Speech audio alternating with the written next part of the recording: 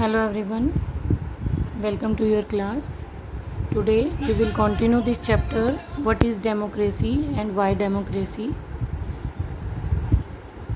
Democracy क्या है, इसके बारे में हम आज डिटेल में जानेंगे। प्रीवियस चैप्टर में मैंने आपको डिस्कस किया था, कुछ स्टोरी थी रिलेटेड टू डेमोक्रेसी। जैसे मैंने पाकिस्तान का एग्जांपल दिया था कि वहाँ पर डेमोक्रेसी नहीं है, डेमोक्रेसी को कैसे रिमूव किया गया था जनरल परवेज़ मुशर्रफ के द्वारा, और उस वहाँ पर आर्मी रूल्स लागू कर दिया गया था। इसके बाद मैंने डेमोक्रेटिक और नॉन डेमोक्रेटिक कंट्री के बारे में बताया कि डेमोक्रेटिक कंट्री कौन से होते हैं, जहाँ जनता अपने शासक का चुनाव खुद करती है और वहाँ पर जनता को जो गवर्नमेंट होती है वो आंसरेबल होती है पब्लिक को, तो जो भी काम करेगी वो उसके लिए आंसरेबल है। तो इस प्रकार से डेमोक्रेसी के अंदर आंसरेबल टू द पीपल जो गवर्नमेंट होती है, लेकिन जो नॉन डेमोक्रेटिक कंट्री है वहाँ पर पब्लिक को जो गवर्नमेंट होती है वो आंसरेबल नहीं है, क्योंकि वो जो भी करती है अपने मनमाने ढंग से करती है। ठीक है, तो इस प्रकार से इसके बाद इस चैप्टर में हम बात करेंगे कि डेमोक्रेसी क्या है और इसके फीचर्स कौन कौन से हैं। इसके बाद डेमोक्रेटिक और नॉन डेमोक्रेटिक कंट्री को में क्या क्या डिफरेंस है, हम इसके बारे में हम बात करेंगे। अब मेजर एस्पेक्ट्स क्या हैं डेमोक्रेसी के, where did the word democracy originate and what is democracy, meaning of and definition of democracy, features of democracy, merit और डिमेरिट्स, डिफरेंस बिटवीन डेमोक्रेटिक और non democratic country, democratic form of government and democracy जो है direct और indirect democracy कौन सी होती है। Broader meaning of democracy, minimum understanding we can identify democratic और नॉन डेमोक्रेटिक कंट्री। अगर हम बात करते हैं डेमोक्रेसी की, तो मतलब कि नॉन डेमोक्रेटिक कंट्री कौन से हैं और डेमोक्रेटिक कंट्री कौन से हैं, इसमें कोई ज़्यादा बड़ी बात नहीं है। बट डेमोक्रेसी और गुड डेमोक्रेसी, इसके बारे में बड़ी बात है जो बहुत ही मेन है, क्योंकि एक डेमोक्रेसी तो है, पब्लिक अपनी सरकार का चुनाव खुद कर रही है, लेकिन सरकार उनके तरीके से काम कर रही है या नहीं, पब्लिक वहाँ पर खुश है या नहीं, और पब्लिक की वहाँ पर सुनवाई होती है या नहीं।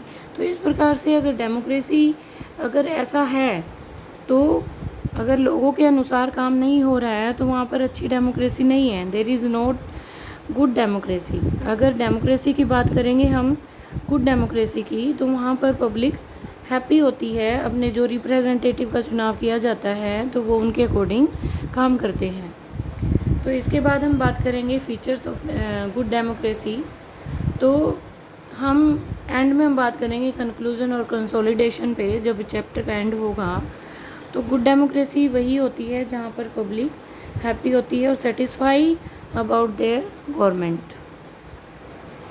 From where the word democracy is derived, जो डेमोक्रेसी है ये शब्द कहाँ से आया है, the word democracy is derived from the Greek word, ये ग्रीक भाषा का एक शब्द है। डेमोस मतलब पीपल एंड क्रेटोस मतलब पावर और रूल। अब लोगों का यानी कि जनता का शासन, जनता अपने शासक का चुनाव स्वयं करती है, तो that is the people and power of rule, power और रूल्स। ब्रॉडर मीनिंग की बात करेंगे हम, जो डेमोक्रेटिक कंट्री क्या है, डेमोक्रेसी क्या है, गुड डेमोक्रेसी और बैड डेमोक्रेसी, जो मैंने अभी आपको बताया। मीनिंग क्या है डेमोक्रेसी का, कल भी मैंने आपको वीडियो में बताया था कि democracy is a form of government in which the rulers are elected by the people, जो रूलर होते हैं, जो रिप्रेजेंटेटिव होते हैं, जो शासक होते हैं, उनका चुनाव जनता के द्वारा किया जाता है। And who are rulers, ruler कौन होते हैं, जो हमारे देश को चलाते हैं।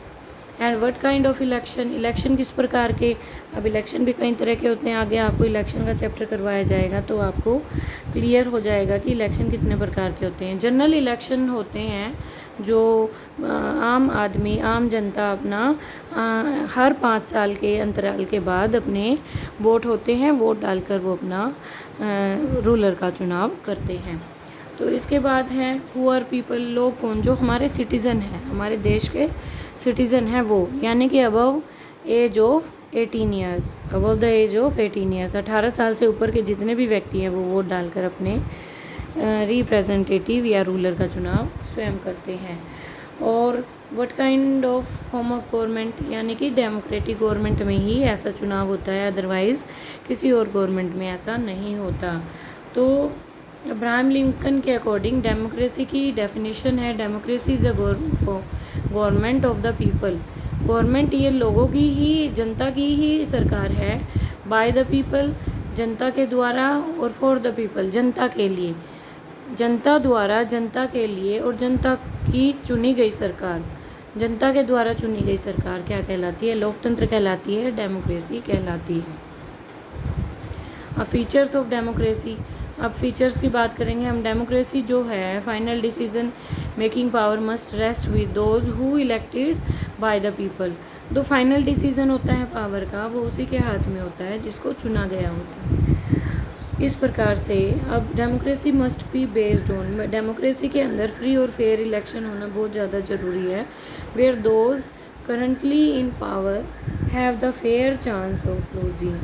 तो मतलब यहाँ पर फ्री और फेयर इलेक्शन होना बहुत ज़्यादा ज़रूरी होता है। और डेमोक्रेसी के अंदर each adult citizen must have one vote and each vote must have one value. एक आदमी को ही एक बार वोट डालने का अधिकार है, और एक आदमी की जो एक वोट होती है उसकी एक ही वैल्यू है। ये नहीं है कि किसी व्यक्ति के पास उसने वोट डाली, यानी वो पीएम का बेटा है तो उसने वोट डाली तो उसकी वोट की वैल्यू 2 है, या फिर आम सिटीज़न ने वोट डाली तो उसकी वोट की वैल्यू 1 है। ऐसा नहीं है, सभी की, हर सिटीज़न की वोट की वैल्यू 1 ही मानी जाती है। अब जो डेमोक्रेसी है, जो गवर्नमेंट है, एक जो लॉज़ होते हैं, लॉज़ के अकॉर्डिंग काम करती है, रूल सेट किए जाते हैं, कॉन्स्टिट्यूशनल लॉ के अकॉर्डिंग काम किया जाता है, और हर एक सिटीज़न को राइट मिलता है। तो जो अपोजिशन पार्टी है उसको वो are allowed to function freely before and after the election. तो उसके पास, जो अपोजिशन पार्टी है, उनको परमिशन होती है कि वो हर एक फंक्शन में, मतलब कि जो भी गवर्नमेंट काम कर रही है, रूलिंग पार्टी काम कर रही है, उसमें इलेक्शन के बाद भी वो उसमें इंटरफेयर कर सकती है। इंटरफेयर इन द सेंस उसको क्रिटिसाइज़ कर सकती है अगर सही कार्य नहीं किया जा रहा है तो। Democratic government are based on fundamental principle of political equality. जो डेमोक्रेटिक गवर्नमेंट है, जो लोकतांत्रिक सरकार है, वो फंडामेंटल प्रिंसिपल पे काम करती है, जो कि यानी कि राजनीतिक तौर पर सभी बराबर हैं। ऐसा नहीं है कि सभी के साथ भेदभाव किया जा रहा है, तो इसमें सबको इक्वल समझा जाता है। So dear student, thank you, have a nice day, and we will continue this chapter in our next video. Thank you.